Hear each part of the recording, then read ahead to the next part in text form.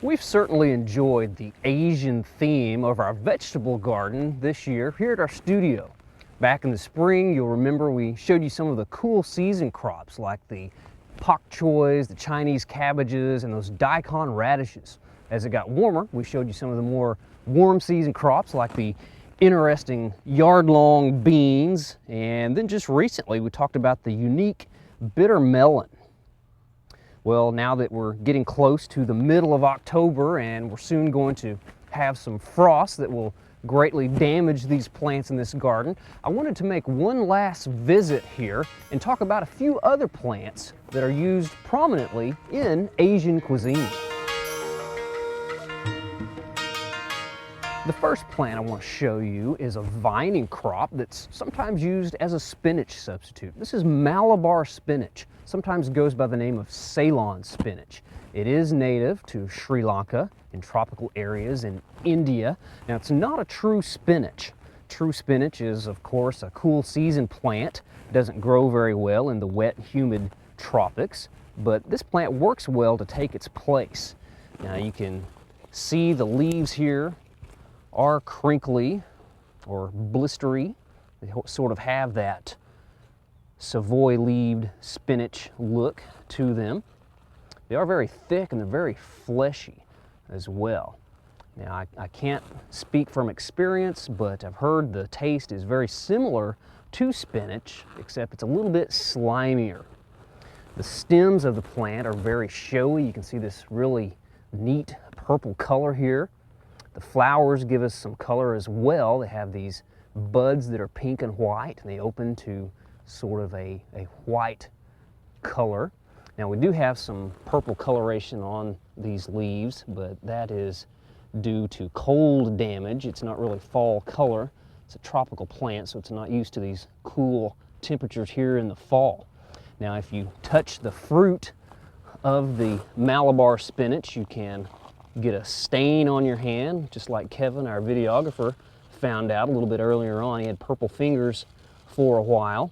But it's very interesting. It sort of looks like an elongated blackberry or maybe a mulberry or something like that. The flowers and the fruit are used to make dyes and sometimes made into food colorings. The plant is very showy, and I think it makes a nice tender ornamental vine for Oklahoma. It's very easy from seed. It thrives in the heat, and it grows pretty fast, so you can have a dense cover in no time at all. Now, if you're going to grow this plant, I recommend a very strong support because these fleshy leaves make it a little bit heavier than some of our other vines. Well, the next plant I want to show you here in our Asian vegetable garden is a grass. And this isn't just any grass. It's one of the most aromatic of all grasses. This is lemongrass, and I just love taking the blades, crushing them up a little bit, and then smelling that delicious lemon fragrance. It has a high concentration of essential oils, and one of those oils is called citral, and it's the very same oil that gives the lemon peel its citrus flavor. But the lemongrass is very versatile and useful grass. It's not only used in a culinary fashion, but it's also used cosmetically and medicinally. In Asian cooking, it's primarily used to add a little bit of flavor to curries and stews and seafood soups. I know a lot of gardeners who like to harvest the leaves and brew a nice lemon tea out of them. You can also take the fresh leaves, chop them up very finely, and put them into some of your iced tea for a nice lemon flavor as well. The best part of the lemongrass to use are the inner tender young shoots, and I'm putting some gloves on because there are deposits of silica along the blades of the leaf that if you're not too careful, you can get some nasty cuts on your hands. So I've got a knife here, and I'm going to go in and cut out a tender young shoot. Somewhat small one right here. But these tender parts of the lemongrass contain the highest amounts of those essential oils. The leaf blades are a little more coarse and they don't have as much of the oil. So this is the best part that you want to use. Well, like the Malabar spinach, the lemongrass is also native to tropical areas of India and Sri Lanka, which tells us that it's not winter hardy here in Oklahoma. But because it's such a neat plant to have in the garden, and it's sometimes hard to find in the nurseries, and it's hard to start from seed, the best way to keep it is to try to winter it over indoors. So I'm going to show you how to do that right quick. First step is just to take some head shears and cut back the clumps down to about 8 to 12 inches. So we'll come in here and start cutting back this clump of lemongrass. And I'm not going to cut back the entire clump because we still have a little bit of growing time left here in our garden. So I'll just cut it back part way to demonstrate how to pot one of these up. Well, we've certainly got the lemon aroma going pretty strong out in our garden right now. We'll keep all of these shoots to make some potpourri or other lemon flavored drinks or recipes. Well, the next thing I'm going to do is just take a shovel here and dig up a portion of this clump. And it's probably got a pretty stout root system judging by the size of this clump. These did very well out in the garden this year. So I'll try to break this apart with my shovel here, and we'll leave part of it to continue on in the garden.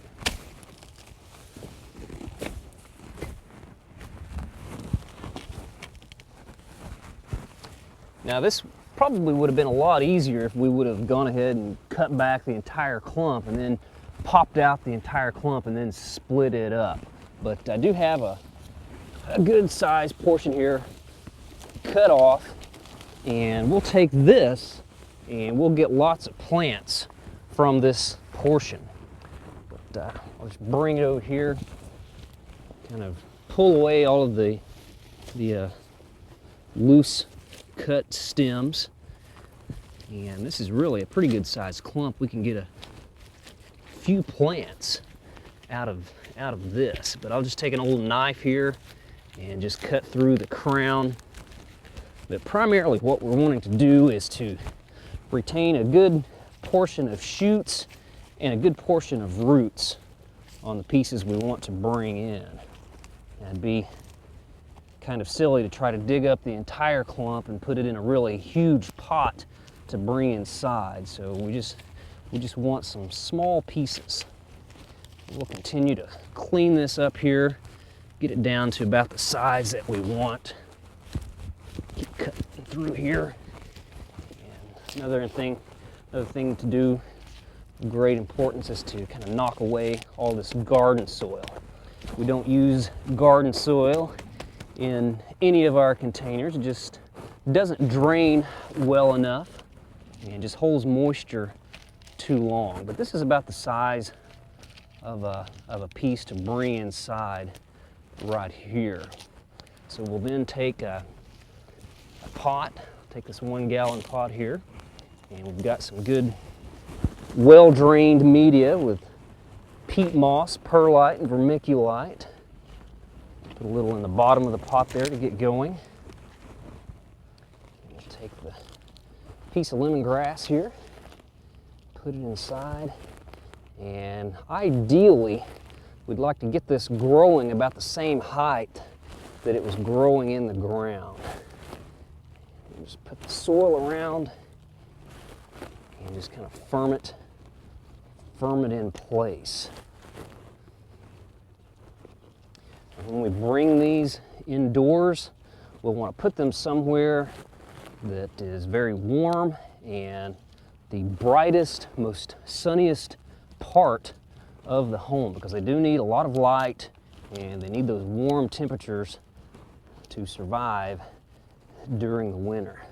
We've got that about where we want it. We'll water it in, but while it's in the home, we don't want to keep it too soggy. We don't want any root rot taking place. So just water sparingly once you bring it in, unless it really takes off and starts thriving and you see lots of new growth, then you can begin to water it a little bit more. But again, we'll put this in the brightest, sunniest spot in the home and also somewhere warm. And hopefully if you do this, you'll have enough light and enough warmth in your home to get them to survive through the winter, and you can plant them out again next year because it's well worth growing. For those of you who have never grown lemongrass before, I highly recommend it. Well, another tropical food crop here in our vegetable garden is a plant that many of us have grown before as an ornamental. This is it right here, the taro or dasheen that you and I know as the common elephant ear. Did you know that to about 10% of the world's population, this is a daily food item? It's an important root vegetable in tropical areas. It likes the same conditions that rice requires. And whenever you find rice grown in quite an abundance, you'll also usually find a lot of taro being grown. This is actually one of the oldest cultivated vegetables to humankind. It dates back as far as about 7,000 to 8,000 BC. And people learned very early on that the bottom part of the bulb, or the corm as it's known, could be harvested, and then the top part, or the little offsets, could be replanted to continue the crop. It is a very nutritious food source. It's sometimes referred to as the potato of the humid tropics. Like a potato, it is very starchy, but it does contain a higher proportion of protein, calcium, and phosphorus. In a few tropical countries that I've visited, I've eaten taro, and it is quite starchy, but it tastes pretty good. If you've ever been to Hawaii and eaten poi, then you too have eaten taro. Well, a really neat thing that I think is unique about the taro corms is that the starch grains are a lot smaller than the starch grains of a potato. They're about 1/10 the size. And this means that it's a lot easier to digest. People that have digestive problems can usually eat taro corms with no problems at all. One study found that about 98.8% of the taro corm is digestible. And because it is so digestible, flour made from taro corm starch is often included in infant formula and other baby foods. So as you can see, it's a very important and nutritious food source. Now, if there is one drawback to using taro as an edible plant, it's that no part of the plant can be eaten raw or uncooked. And that's because the plant parts contain a lot of little crystals of calcium oxalate, which are toxic to the human body if they're ingested. But you don't need to worry. When it's fully cooked, those crystals will totally disintegrate or be destroyed, and it becomes a very nutritious meal. If you're interested in growing taro or dasheen in your garden, you could go to the nurseries or garden centers and look for elephant ear bulbs, but I don't recommend doing that because those could have pesticide residue. You will be better off finding them if you go to your local Asian food market and ask for dasheen or taro. Don't ask for elephant ears. Well, the taro, the lemongrass, and then the Malabar spinach are all really good examples of Asian food crops that we can grow quite well here in our hot Oklahoma summers. So if you plant any of these, you too can have an international flavor for your dinner table.